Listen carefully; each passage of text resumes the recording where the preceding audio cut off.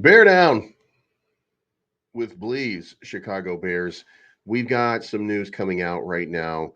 Eric Washington has been hired as the Bears defensive coordinator. Now, we knew that was going to happen. Today, it's been made official.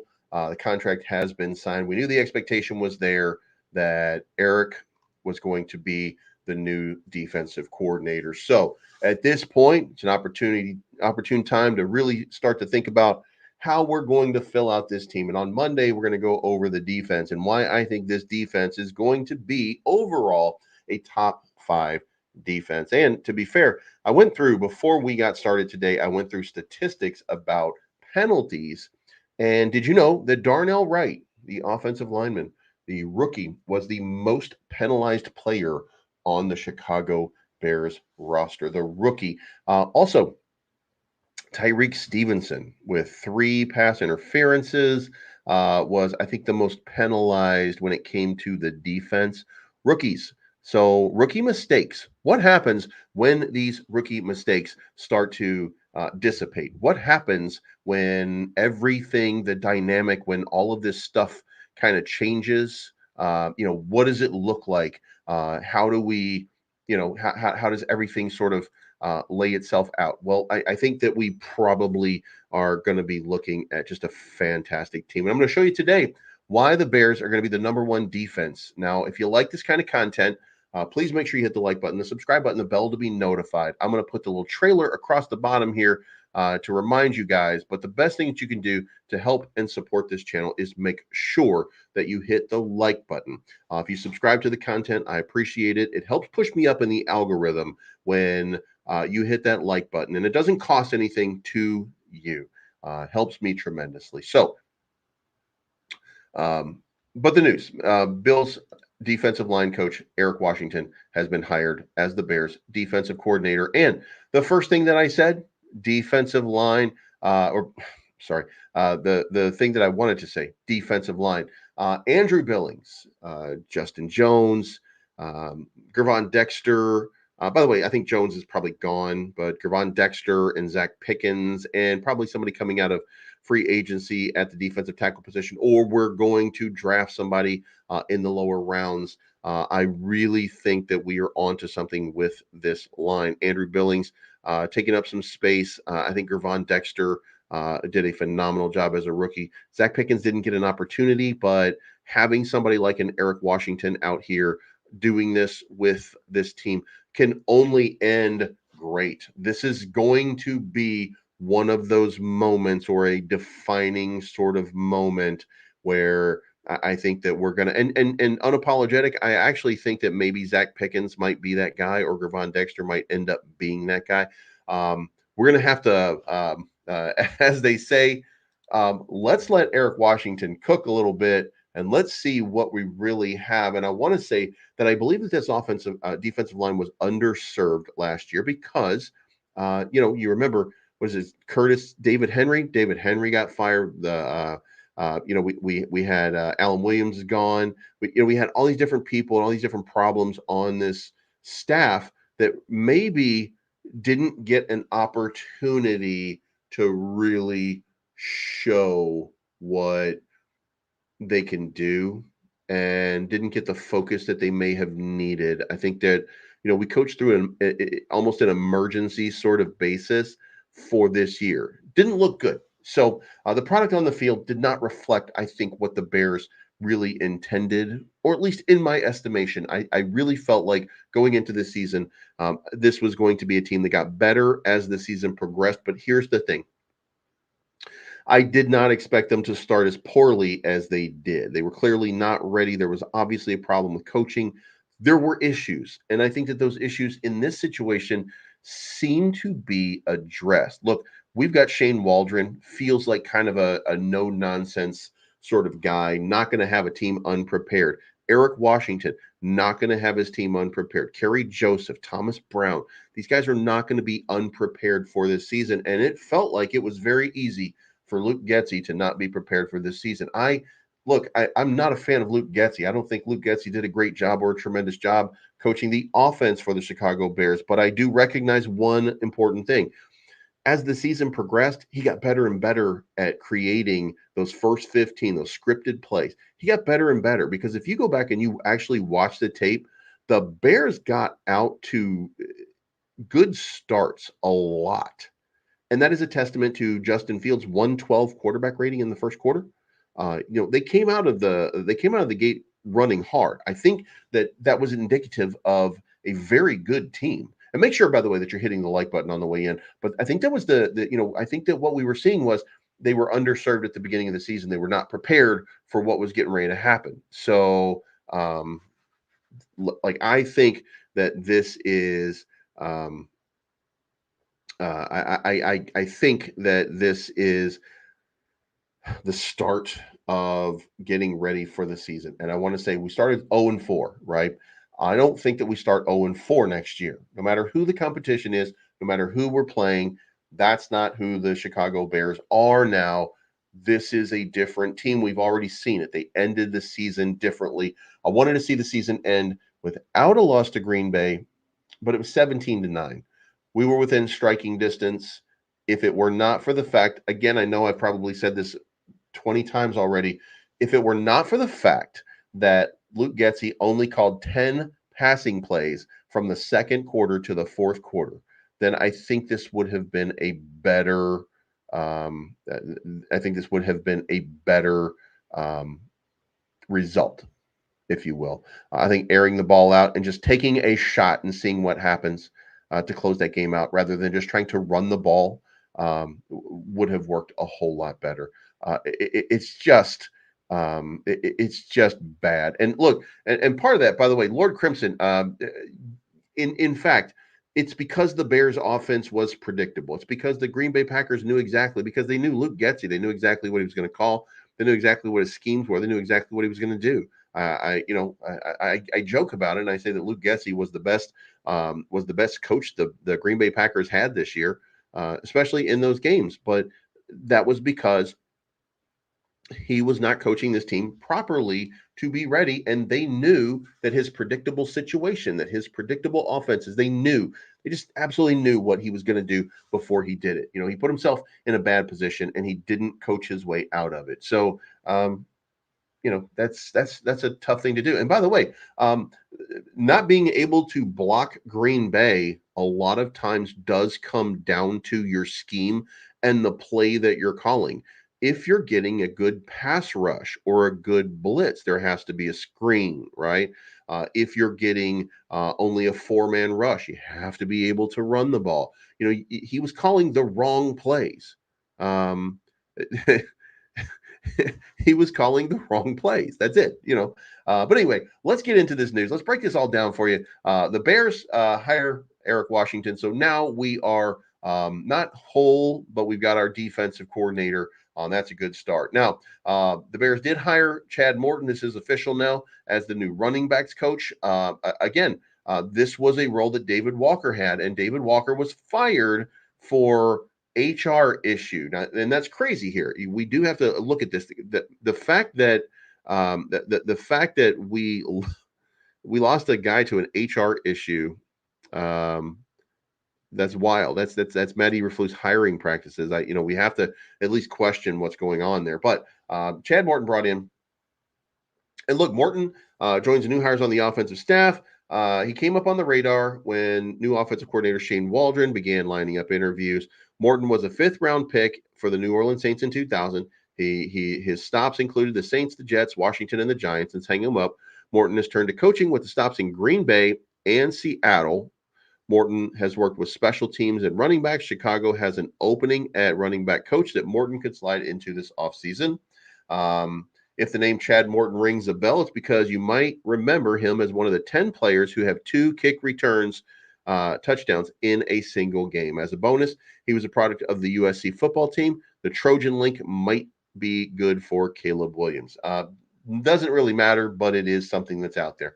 All things considered, it looks like head coach is building a quality staff. Chad Morton seems to be a really good guy. So the offensive staff completely ready to go. Now, this article, before it suddenly disappeared, was an article saying that the Bears are going to part ways with Cody Whitehair.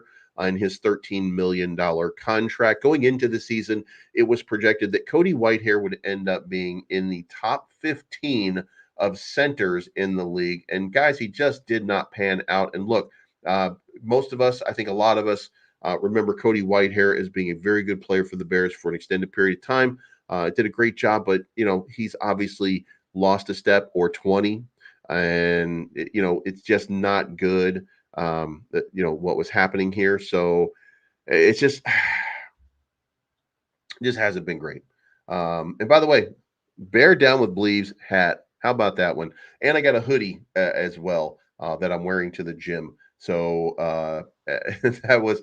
And by the way, I can't use Bear Down with Bleeves. It turns out that Bear Down is owned intellectually by the Arizona Wildcats for football, even though, oddly enough, the Chicago Bears fight song is Bear Down Chicago Bears, and it predates any claim that the Arizona Wildcats would have had to it.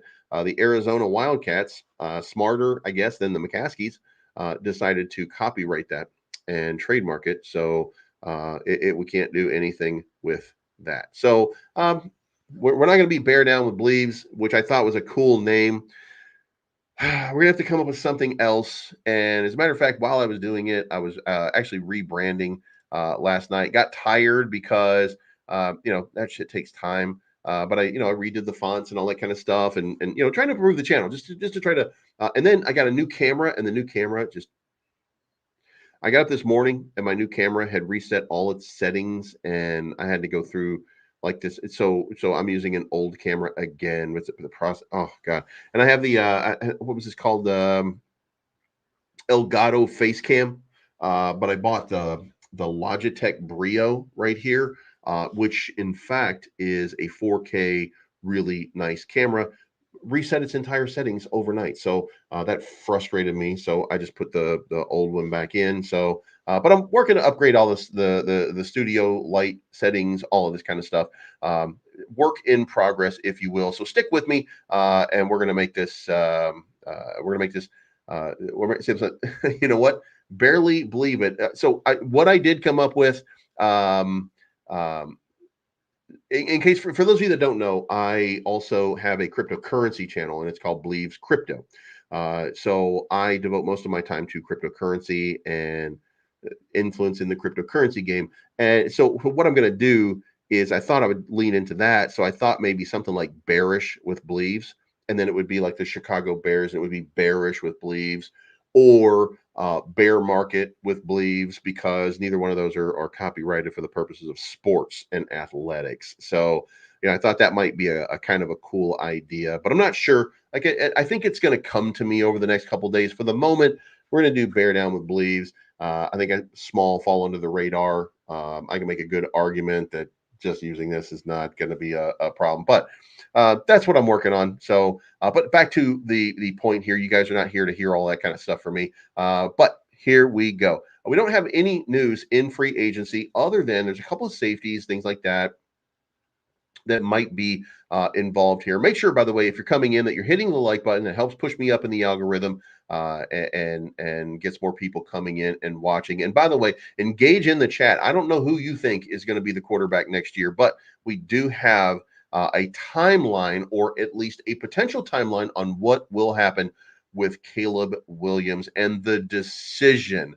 Now, for those of you that don't know, I am a fan of Justin Fields. I think Justin Fields has been a man of impeccable character and a great leader for this team, but he's not without flaws.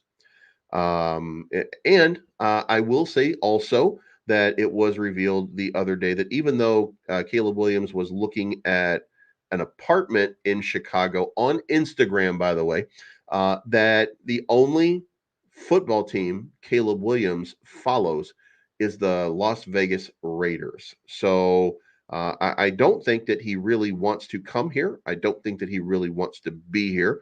And I think that should factor into this equation, at least for Ryan Poles and the Bears. And I think that it should be noted for anybody who is either a Caleb or a Justin Maxey. I think it should be noted that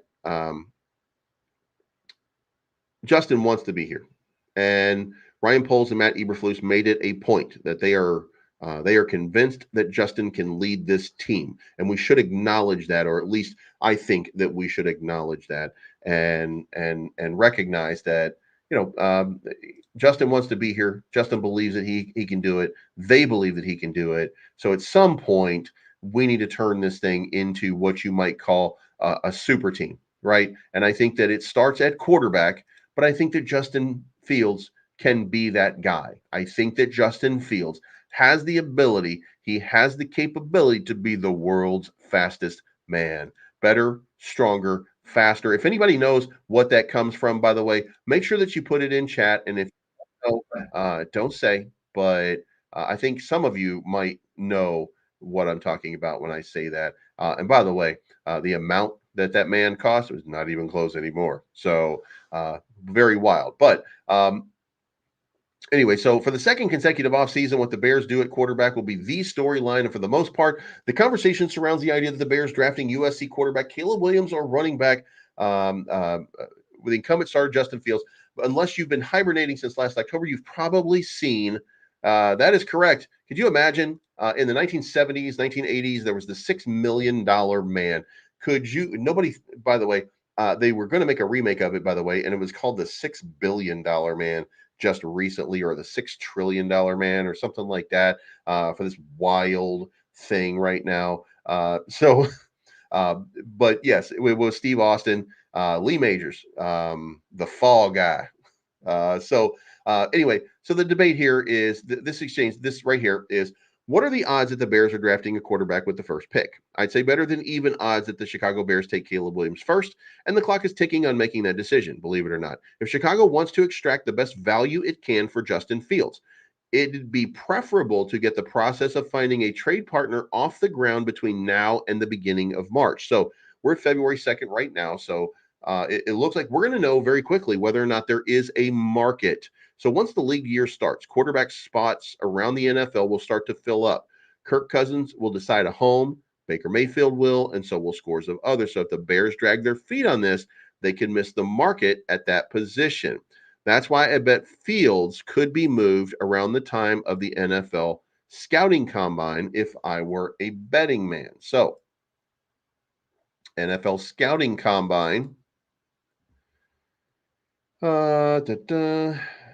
February 29 to March 3rd of this year is when we're going to see that. So before the end of this year, we should probably get an idea of what's going on with Justin Fields. Now, if we hear and we start to hear that there are partners out there, and look, we know, by the way, the Atlanta Falcons have some interest. We know that the Pittsburgh Steelers have some interest. We know that the Las Vegas Raiders, the fans have some interest, if not the teams. We know that there are places and landing spots that people are very bullish about Justin Fields and looking for him to become a leader for their team. So if that is the case, then by all means, let's find out early. If we know that, then we can start to make some, we can start to get an idea of what it looks like. And if we don't see Justin Fields looking like he's being moved at that point, then we know that we've got some solid foundation. If that happens, by the way, and I'm going to tell you this, when we get to the point where I'm talking to you about this offense and why it's going to be the number one offense in the NFL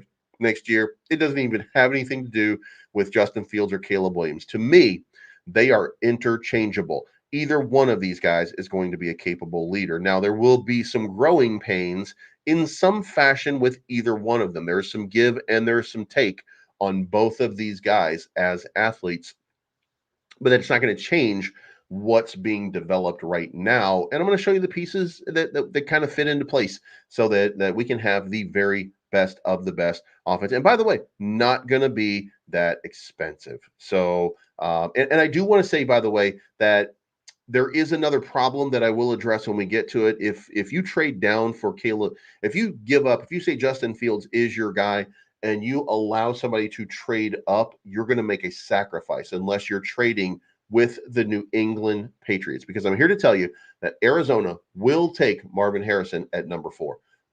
100%. There's no way that Marvin Harrison goes past the number 4 pick. And it is potential, depending on how the Washington Commanders are going in their free agency or the New England Patriots in their free agency. They may be able to pick up a Kirk Cousins or a Baker Mayfield and say, you know what, we're going to ride with this guy for 3 or 4 years and we'll take Marvin Harrison. So the Bears are going to have to be very careful if they want Marvin Harrison. But if they don't get Marvin Harrison, Malik Neighbors, Roma Dunze, they're all out there. But it would be foolish to not pick up. There are two generational quote unquote talents. One that's real, that's Marvin Harrison Jr., and one that I don't think is real, which is Caleb Williams. Still great quarterback. I just do not think that that's the generational talent. However, with that being the case, it's very difficult to make sure that you get that guy, and that guy really should be Marvin Harrison Jr. So we'll see how this all plays out. And by the way, if the New England Patriots make a move to number 1 and they draft Caleb Williams, leaving the Bears at number 3, that might piss off the Washington Commanders to the point that they say, you know what, I'm going to go with Sam Howell. We're going to run him back another year or two, and we're going to take Marvin Harrison Jr. That could happen. You know what I mean? And look, if we don't get Marvin Harrison Jr., just so you guys understand, my guy is actually Malik Neighbors. He is, and I like him more than Roma Dunze. I think Malik Neighbors is the same sort of generational talent that Marvin Harrison Jr. is. And guys, I think that these are 3 incredible receivers. Okay, but it is my opinion that Malik Neighbors is every bit. And we covered this yesterday. Malik is every bit the athlete that Marvin Harrison Jr. is. So don't think that if we miss out on Marvin Harrison Jr., we are not still in the game. But the question is how far, what ends up happening from there. But that screws up the draft. It really should be Marvin Harrison Jr. So, but I digress. Let's get back into it because here we go. That's why I bet the Fields could be moved around the time of the NFL Combine. So the idea here is that he could be moved around that time. Why would the Bears make a Caleb Williams, Justin Fields decision at the end of February? The Bears are going to want to see everything that all the quarterback prospects put out during the NFL Scouting Combine in Indianapolis. Workouts and drills will be top of mind. Plus, they'll want to get as many interviews in as possible before making a decision. On top of that, it was at the Combine last year when the rumor mill truly began spinning as anecdotes about Chicago's offseason plans started to surface around that time in 2022. So yeah, it makes sense that they would use the platform as a place to conduct business. But if they wait longer than that, they'll be at risk of not maximizing potential return on field. So in the event that they're going to move Justin Fields, they need the maximum amount of value or they are wasting a talent here. Now, the other thing that I will say is it is also possible that they bring in Caleb Williams and keep Justin Fields. Don't forget that still exists. And they could let Justin Fields run it back for 6 to 7 games before moving him before the trading deadline. And, basically, if they have a better team and they can enhance his prospects and his outlook in order to let Caleb Williams have the ball, that is also a potential move. And they could say, well, you know what? We don't like the value that we're getting for Justin Fields right now. We're going to draft Caleb Williams anyway. And we're just going to let Justin Fields run it back and make an agreement with Justin Fields that, hey, we're going to trade you by, mid-season or something like that. And be upfront with him. Let him know, and see what happens. In the end, if the Bears are all in on drafting a quarterback, then they need to jump on the market for trading Fields. But I guess, again, I disagree. You can also just kind of hold on to him. Justin Fields has been a team player. Justin Fields just wants to play football. I don't think that he minds being in that position. So we'll see what happens. So anyway, the other thing is the Broncos have emerged as a potential trade partner for the first round pick. Now, let's kind of look at this. And, I think the Broncos, I really don't feel confident about the draft order for the Broncos down here. Denver's got the 12 pick right here. There is no way that the Chicago Bears, or let me rephrase that, there's always a way. But in my mind, there is no way that the Chicago Bears give up the number 1 overall pick to move down to the 12 position, because I don't think Denver can offer enough to make that kind of move. Plus, if you just consider this move, number 4, Arizona is 100% going to take, and look at this. Here's the draft order, by the way. So if the Bears move from the 1 pick all the way down to the 12th pick, which is Denver right here, that means that they are going to be, it is possible that Arizona at the 4 certainly takes Marvin Harrison Jr. The Chargers, most likely, or the Giants, most likely, are going to take Malik Neighbors. And then it becomes possible that somebody else takes Roma Dunze. All 3 receivers could be gone by the time you get to the 9 pick with Chicago. Now, that does leave, by the way, Brock Bowers, but that changes the dynamic of the team just a little bit in the availability that they have, because then you become a 2. You become much more of a 2 tight end front most of the time, because you want your elite receivers. And if Brock Bowers, Cole Kmet, and DJ Moore are your 3 elite receivers, then your options become a little more limited.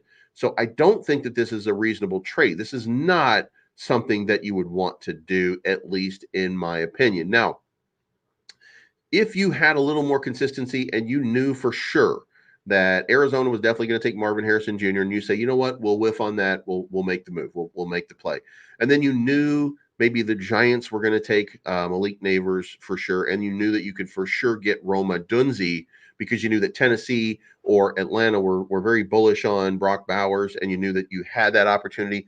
Fine, fine. It could play out that way, and if it does, okay, I accept that. Then at the 12 pick, this changes the dynamic a little bit, but here's the part that it changes.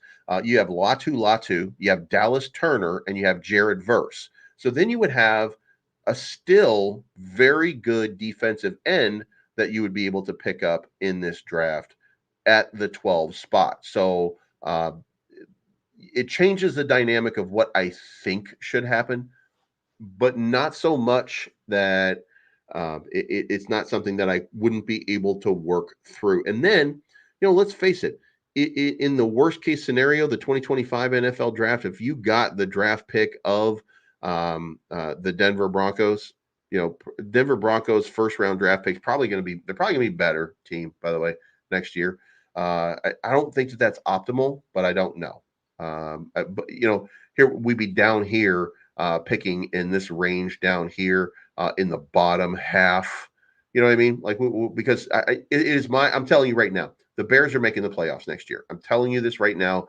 You can book your ticket to wherever the hell you need to go. The Bears will be in the playoffs next year, but that puts you at number 19 all the way down to 32. So where's the value long term in making a trade with Denver? If you're going to make a trade with anybody, make it against a dog shit team like New England. Make it against a team that's just not. And by the way, Bill Belichick being gone, 4-13 team. I don't mean that they're as an organization dog shit. I just mean that at this point they haven't won a lot of games. They haven't played very good ball. So if you're making a trade, you make a trade with Washington and New England, and you stay up in that range, because you know that Arizona wants to stick with Kyler Murray. You know that the LA Chargers want to stick with Justin Herbert. And you also know that Jim Harbaugh is going to be there at the 5 pick to try to build around Justin Herbert.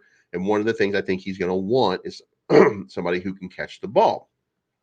So, and same thing for the New York Giants. I think that they're going to want to. There's too much if you go too far down. So I'm going to say that the Bears will not go too far down. I think Ryan Poles is super smart, and I think he understands that, by the way. So when I'm saying that, I'm not saying that because I'm saying it because I believe.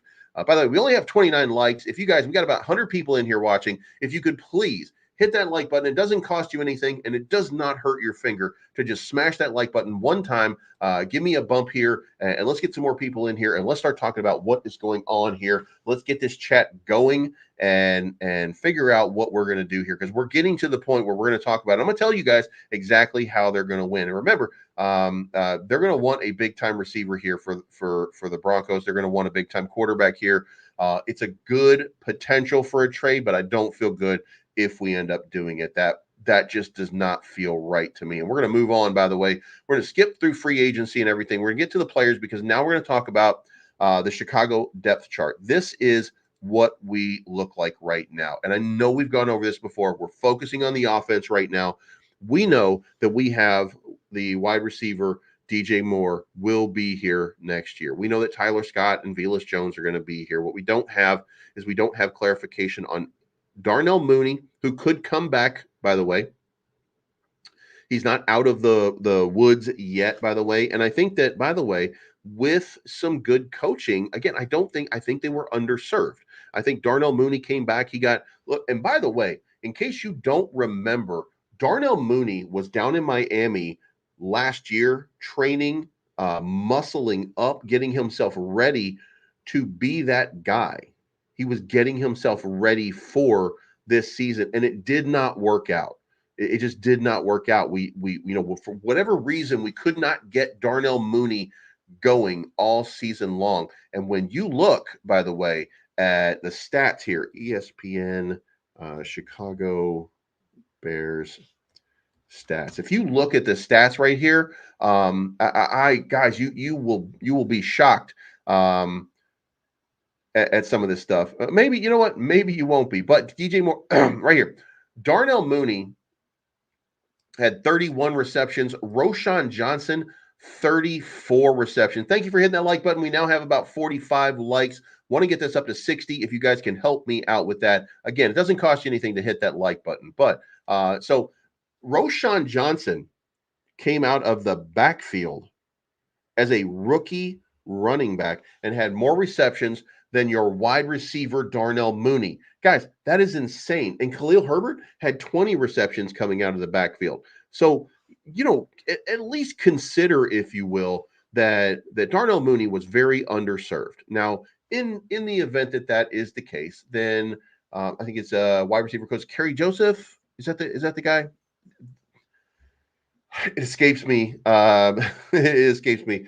Chicago Bears offensive coaching staff. Here we go.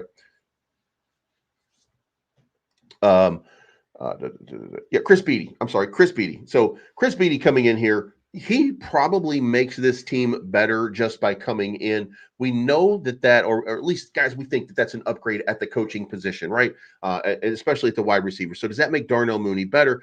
He becomes suddenly worth having around and keeping around. And one of the other pieces is, when I say this, please understand, I think that he is a class act. He is a man of good character. Darnell Mooney, I think, is also a guy who at least wanted to be on this team and wanted to be part of the Chicago Bears. So that being the case, let's bring him back if we can work him into this and we can use him properly. And by the way, we're going to get to that when we start talking about some of this depth. But so Darnell Mooney coming back, and then at this right wide receiver, we got Marvin Harrison Jr.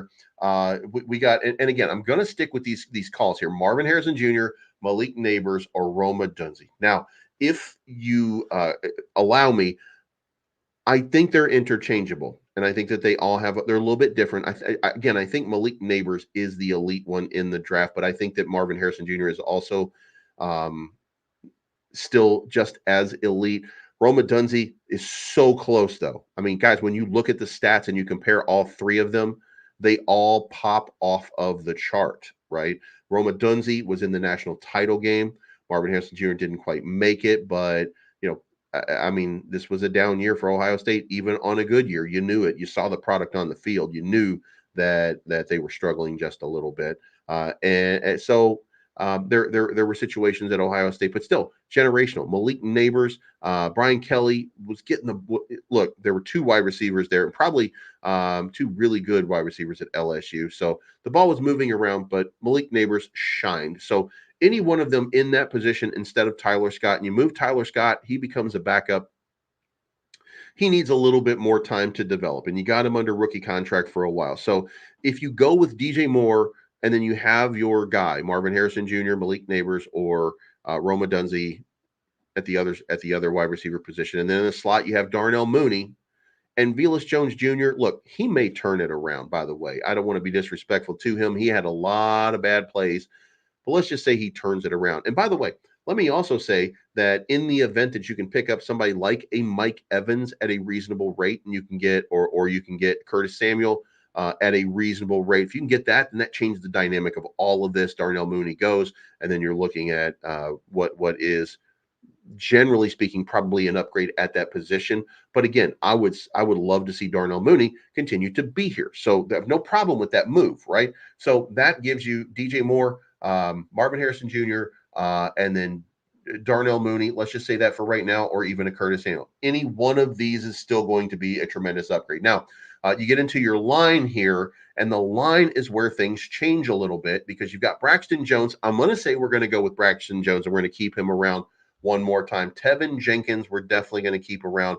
Lucas Patrick is gone. Now, what does it look like in the center position? And we have the tankathon. There we go. We got the center position here. What does it look like for free agency right now? Well, you got Jason Kelsey, who also rates out as one of the number one guys, but he's too expensive at $14 million. Cody Whitehair and Lucas Patrick. Lucas Patrick was making about $4 million, so and Cody Whitehair about $13 million. So overpaid for that position. Of course, Cody Whitehair being moved to guard was a big change in transition, but let's just go with that. That's an expensive concept. So you can bring in Connor Williams, and that would be a savings, and then you can create a left guard or draft a left guard to kind of shore up your position there because you do need depth still. But Lucas Patrick, you're looking at a couple of different options here: Connor Williams, Andre James, Aaron Brewer. Now, here's the thing: these guys are not. Connor Williams is the one. That's the best in the batch, if you will. So getting him would probably be an important thing. Andre James, Aaron Brewer. I don't know that they're a tremendous upgrade over Lucas Patrick. They are an upgrade, but I don't know tremendous. And by the way, maybe we don't need tremendous. Maybe we just need a better guy who can get the ball to the quarterback and do a good job of just snapping. And if that's the case, then Andre James and Aaron Brewer do a better job than Lucas Patrick at that. So, and then picking up the blitz. We'll have to work on that. Khalil Herbert has shown that he will pick up the blitz. Roshan Johnson, not as much. Maybe, and maybe we bring in a Saquon Barkley, who is actually really good, but we'll get to that in a few moments. But you fill up this position: Connor Williams, Andre James, Aaron Brewer, somewhere in here, and you're still doing well because you're still getting it at about the same price. Dan Feeney, he really tried. And to be fair, like I would not mind re-signing Dan Feeney to that contract. Now, as you can see down here, he doesn't register in this position. It's not his natural position. Natural position is guard. So when you look at the guard position and you see Dan Feeney, then he's coming in at 3.25 million. Is that what you want to pay for a potential backup? Maybe. I mean, that kind of fits in. So maybe you bring back Dan Feeney and you move on from Lucas Patrick for Connor Williams. I think you're a better team at that point. And then you dump Cody Whitehair because you just can't have Cody Whitehair at $13 million. Now, this is what Cody's contract looks like right here. $13.25 million is the cap hit. Dead cap space is going to be $4.1 million. So you could wipe him out and you would have a lot of capital, a lot of draft capital in order to fill up that position. So let's just consider this. We now have an upgrade, and it's almost impossible not to have an upgrade at the, if you will grant me this, the offensive line. Now, when I move on from there, Nate Davis and Ja'Tyre Carter, and then Darnell Wright, these guys, golden. They form I want to say elite, but we're not there yet. Nate Davis has been good. Darnell Wright has been good. The right side of the line seems to be okay. I'm not a huge fan of Nate Davis, but he's an upgrade. He's been solid, if not stellar. Tevin Jenkins until the end of the season was actually really good, and Braxton Jones way better than Larry Borum. You have to remember Larry Borum. We probably need to get rid of him, but you're going to have a backup at some point. And I mean, when you're looking down the list here and you're looking for prices, we're paying $1 million for a backup. So you're getting Larry Borum on discount to begin with. That's what you need in this position for a catastrophic sort of circumstance here. And maybe Eric Washington turns Larry Borum into a project and he gets a little bit better. So, let's stick with that. The only big change we're talking about here is Connor Williams, maybe bringing back Dan Feeney as a potential backup, losing Cody Whitehair, picking up a guard or picking up a center in the draft as a backup, and then going with what we have. Then you have Cole Kmet, you have Mercedes Lewis, and you have Robert Tonyan. Robert Tonyan, gone. Mercedes Lewis probably gives a favorable feedback contract to us in this regard. So make sure you're hitting the like button, by the way, on the way in. We got about 50 likes, but we got about 150 people watching on the channel right now. It doesn't cost you anything to hit that like button, and it certainly helps me out. We just got up to 60. Thank you so much, guys. I appreciate that. So anyway, Cole Kmet, again, there's an outside chance that we should talk about the potential for Brock Bowers in the event that there's a trade, which we're going to get to in just a moment here. If we get the right trade, what would you guys think of Marvin Harrison Jr. at the 3, or just in case something happens catastrophic, that we go with Malik Neighbors at the 3rd pick after trading it, keeping Justin Fields, and then at the 9 pick we pick up Brock Bowers if he's still available, and Roma Dunze, if for any reason, that would be a good move. Now, otherwise, we're gonna have to pick up somebody in free agency. Mercedes Lewis. Mercedes Lewis probably comes back under a pretty favorable contract. So we should remember, we should at least remember that. Now, when we come over to tight ends on the free agent tracker, we're going to look at a tight end. We're going to see what the money is. Robert Tonyan, of course, came over from the Green Bay Slackers. I'm going to call them the Green Bay Slackers, by the way. So if you don't like that, too bad. But I mean, like going down this list, I hit wide receiver instead, and then I didn't recognize any of these names. Like, what is going on here? But Robert Tonyan, $2.5 million, about 2.5 million, 2.5 million. So 2.5 million, Robert Tonyan. No, I don't think that's worth it. Mercedes Lewis. Mercedes Lewis doesn't even register on here. He is Control F. There we go. For about 2 million. So Mercedes Lewis one more time. Now remember, Mercedes Lewis is 40 years old. So we're kicking some very old tires on Mercedes Lewis. So it is potential that we don't really have too much that we can do there. And by the way, this is not going to be a position of tremendous upgrade unless we reach for Brock Bowers. Then what you're looking at is, can we get somebody like, let's go with Robert Tonyan, didn't work out. But can we reach for Noah Fant, or can we reach for Austin Hopper, or maybe move down here just a little bit and just we're all in on Cole Kmet. We could even grab a Jimmy Graham, who's been a decent player, a little old, again, just like Mercedes Lewis. Maybe this just becomes a veteran position, but I don't think it affects the fact that Cole Kmet can make the plays, and we need somebody, not Robert Tonyan, who can make plays, would be another good win. So a Jimmy Graham, again, older guy, but he does stay fit, he does stay healthy, and he's there just in case. And in the 2 tight end set, Cole Kmet and Mercedes Lewis. So now we're good. At least I think that we are good at this point. Now it comes down to, we're going to skip over quarterback because that's going to be the controversy. The next thing is, it's going to be Khalil Herbert and Roshan Johnson and Travis Homer. Is that enough? Deonta Foreman as an unrestricted free agent. What does he cost at running back? And we got Corey Blasingame, by the way. He's going to be here for a while. But Deonta Foreman, $2 million. So do whatever you can, in my opinion, by the way, do whatever you can, in my opinion, bring back Deonta Foreman. Now, what would it look like? What would it look like if we brought in Derrick Henry? $12.5 million is what it would look like. Saquon Barkley, $10 million. That seems a little much for me. Cordarrelle Patterson, the guy started wide receiver before becoming a running back, and I love the way he runs the ball, by the way, but I just don't see it. I don't see it. Maybe an Ezekiel Elliott or a Devin Singletary. Like, there are some guys with some really good chops that we could maybe pull in that may be a little bit of an upgrade over Deonta Foreman, but Deonta Foreman runs hard. Deonta Foreman is a bull in a china shop when it comes to running. So, we'll see what they want to do.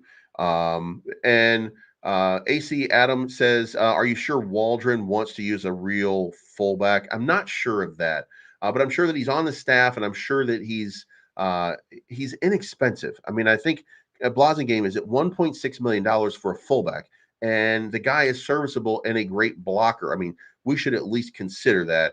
And if we're going to run a power running game, which, by the way, Shane Waldron does like to run the ball. he does run the ball a lot. So to have that in this system might be, and he's under contract. So if we make the move, it doesn't justify itself. It doesn't justify. I don't think. Let me say that it justifies getting rid of him at 1.6 million. So I would like to see Deonta Foreman come back, but I understand if you have to move on, you have to pick up again like a Devin Singletary or Ezekiel Elliott, somebody like that. Look, Ezekiel Elliott still, I think he has a few miles left on the tires.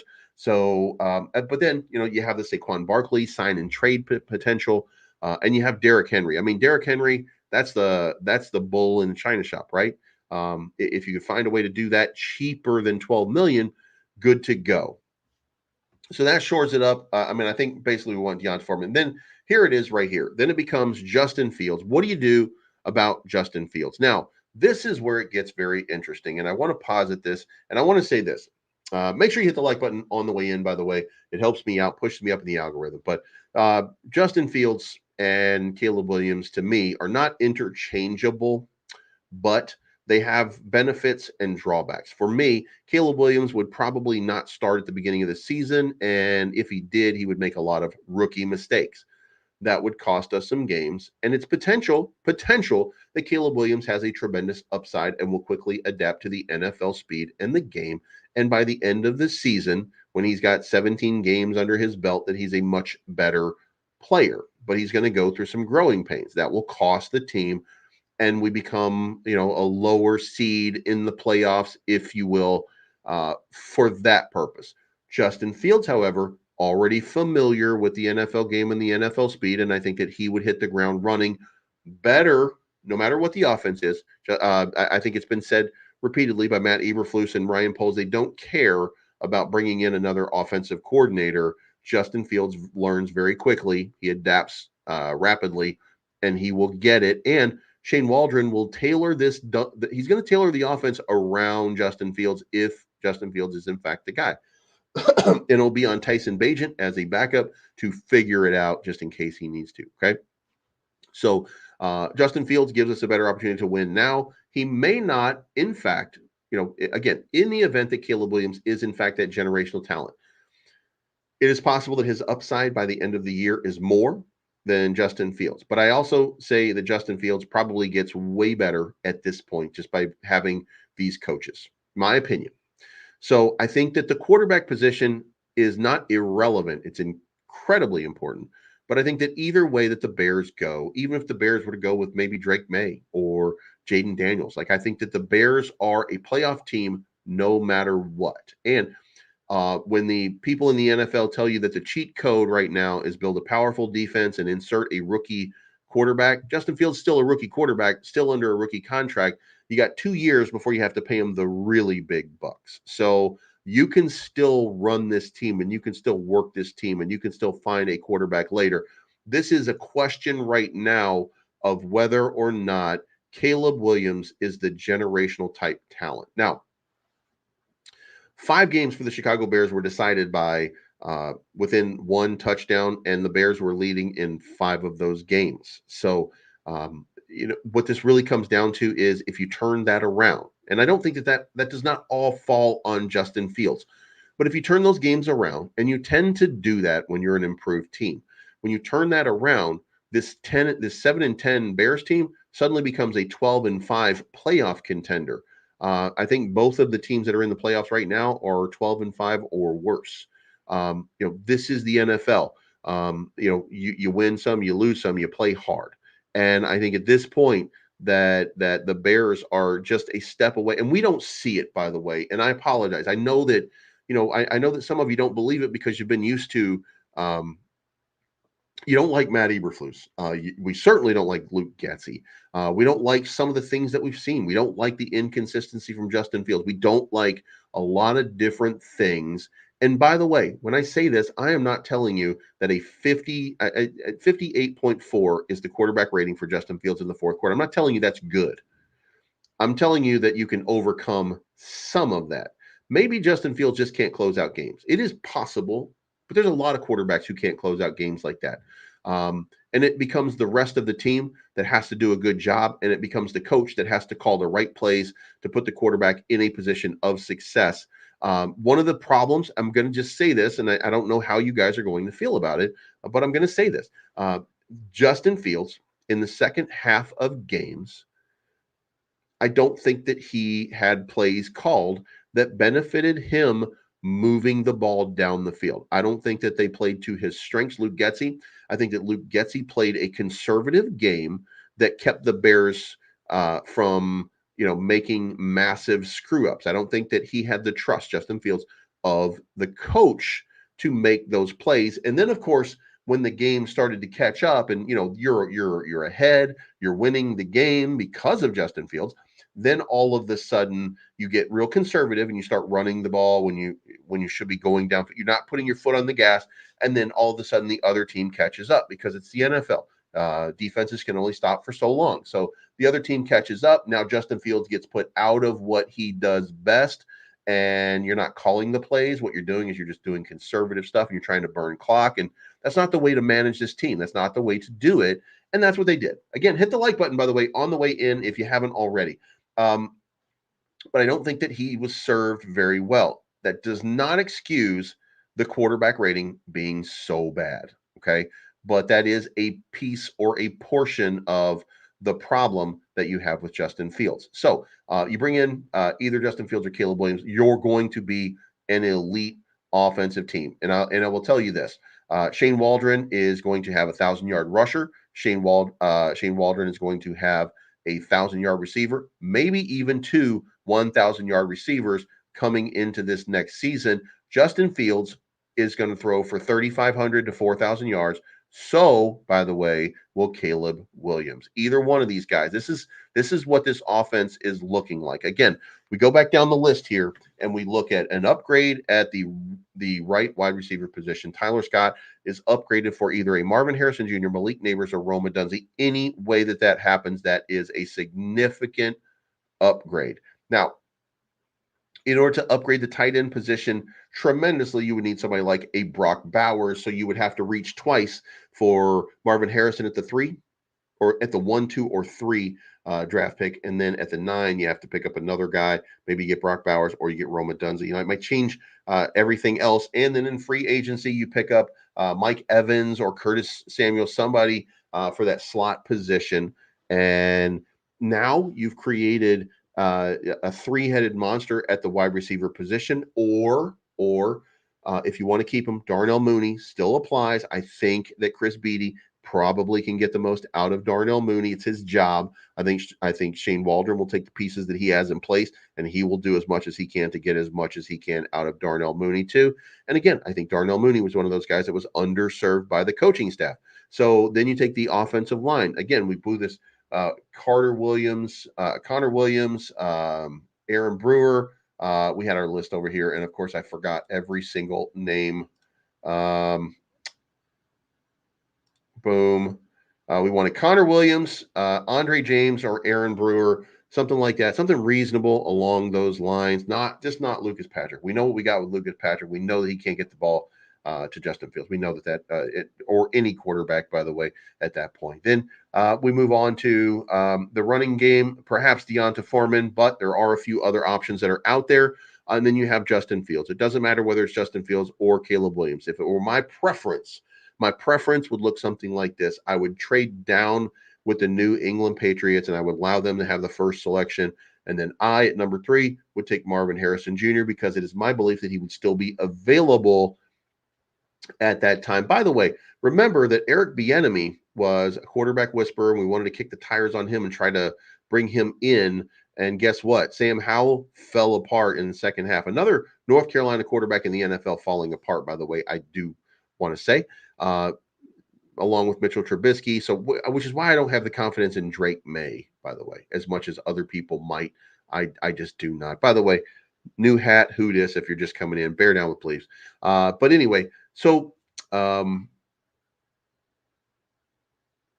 either way, I think that Darnell Mooney becomes a better player. I really do. I really think that this team is on the verge. This is going to be the number 1 offense in the league next year. This is these are the pieces, guys. I mean, look, this is it. Okay.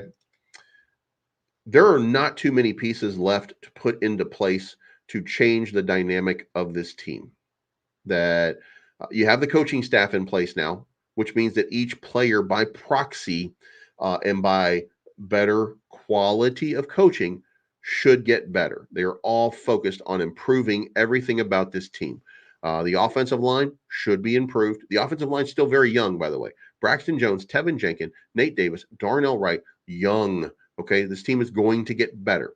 The wide receivers, DJ Moore, you know what you got in DJ Moore. Darnell Mooney, you hope you got something a little bit better, but you bring in somebody who's an elite guy, and you've got an elite wide receiver team, and then you've got Cole Kmet. Cole Kmet, we are fortunate to have re-signed Cole Kmet before he exploded, so he is not expensive right now. We might have to, he might, at some point, we might have to pay him a little bit more. But for right now, he fits. He does everything that you want him to do. Khalil Herbert runs like a beast. Roshan Johnson feels the pressure to be that guy as well. So, in the event that Deonta Foreman is not available, I am very confident in Khalil Herbert and Roshan Johnson.